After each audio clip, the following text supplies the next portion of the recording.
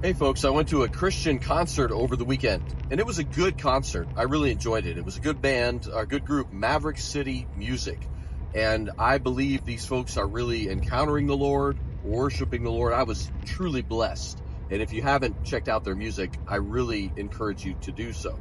Now, I'm going to pick on them just a little bit, but they're not the only ones, because I've heard plenty of other Christians, including several other Christian songs, do exactly what they did. So I'm not picking on Maverick City in particular, although they're just the latest example.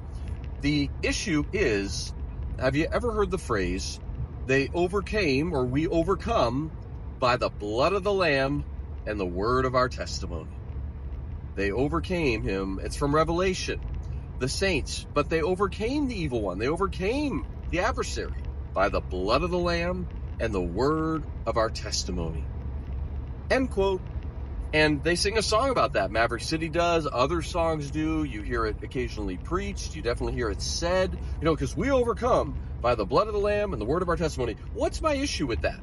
Why would I like but not love that? What is the problem? Well, here it is, folks. You got to read the full verse, because it's a 3-part verse. They overcame by the blood of the Lamb, the word of their testimony, and by not loving their lives unto death. But who wants to sing about that?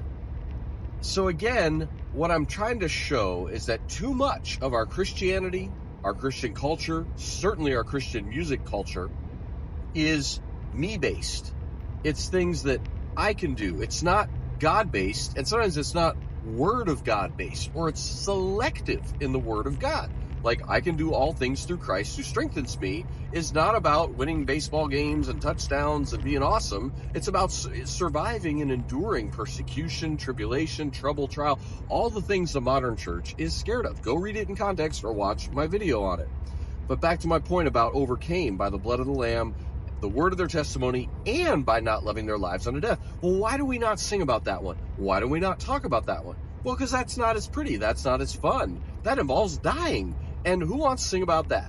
When you just do the first two, it's a happy, uplifting, yes, we're going to overcome, uplifting song by the blood of the Lamb, the word of our testimony. Yeah, we can do it.